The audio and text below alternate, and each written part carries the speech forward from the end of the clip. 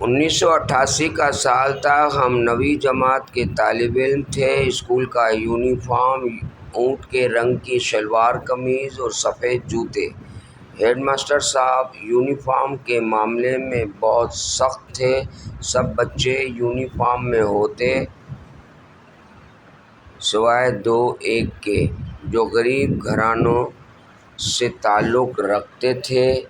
لیکن ایک دن صبح کی اسمبلی کے دوران میٹرک کا ایک طالب علم بھیکھو مل بغیر یونیفارم کے قطار میں کھڑا تھا۔ ہیڈ ماسٹر غلام حیدر کھوکھر صاحب کی نظر اس پر پڑی اور وہ غصے سے آگ بگولا ہو گئے۔ انہوں نے بھیکھو مل کو کالر سے پکڑ کر باہر نکالا۔ بھیکھو مل رونے لگا۔ سائیں میری بات سنیں، میرا باپ باسو مل غریب آدمی ہے، وہ مجھے یونیفارم کہاں سے لے کر دے؟ مجھے مارے نہیں، میں کل سے اسکول نہیں آؤں گا۔ ہیڈ ماسٹر صاحب کچھ لمحے خاموش رہے، پھر اسٹیج پر چڑھ کر بولے، آج اسمبلی کے بعد بھیکھو مل ہر کلاس میں جائے گا۔ جو خرچی تمہیں آج ملی ہے وہ اسے دے دینا تاکہ وہ یونیفارم خرید سکے۔ میں نے سوچا آج سموسہ نہیں کھاؤں گا، اپنے 8 آنے بھیکھو مل کو دے دوں گا۔ کچھ دیر بعد ہمارے استاد فقیر محمد حیات اسبانی کلاس میں آئے۔ تھوڑی دیر بعد بھیکھو مل بھی چند سکے اور نوٹ ہاتھ میں لیے داخل ہوا۔ استاد نے غصے سے اسے دیکھا اور کہا، ڈوب نہیں مرتے جو بھیک مانگتے پھرتے ہو؟ غربت کوئی شرم نہیں لیکن بھیک مانگنا شرم ہے۔ جاؤ جن جن سے پیسے لیے ہیں سب کو واپس کر دو۔ میں تمہیں یونیفارم دوں گا مگر ایک شرط پر۔ استاد نے پوچھا، تم شام کے وقت کیا کر سکتے ہو؟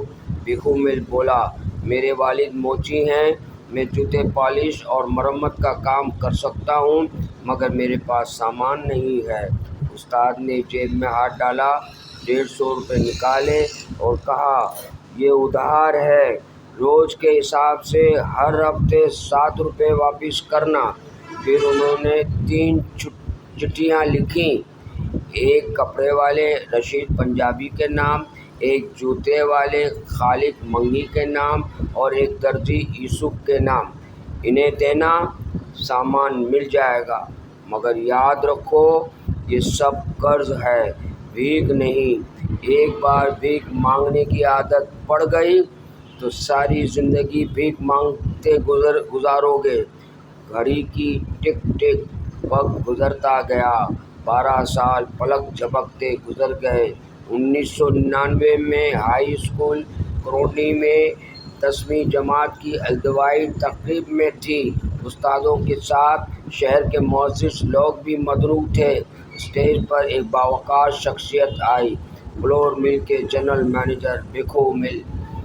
کپاس کے سوٹ میں ملبوس، ماتھے پر ریبین کا چشمہ اور آنکھوں میں آنسو۔ اس نے تقریب کے دوران 1988 کی وہ صبح یاد کی جب وہ بغیر یونیفارم اسمبلی میں کھڑا تھا اور اس نے اپنے استاد فقیر محمد حیات اسبانی کے قدموں کو چھو کر کہا، اگر اس دن استاد نے بھیک مانگنے کے بجائے محنت کا راستہ نہ دکھایا ہوتا تو شاید آج میں بھی کسی چوک پر جوتے پالش کر رہا ہوتا۔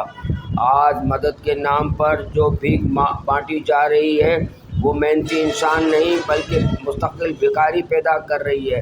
اس ملک کو دوبارہ زندہ کرنے کے لیے فقیر محمد حیات اسبانی جیسے استادوں کی ضرورت ہے جو صرف پڑھاتے نہیں بلکہ زندگی سکھاتے ہیں۔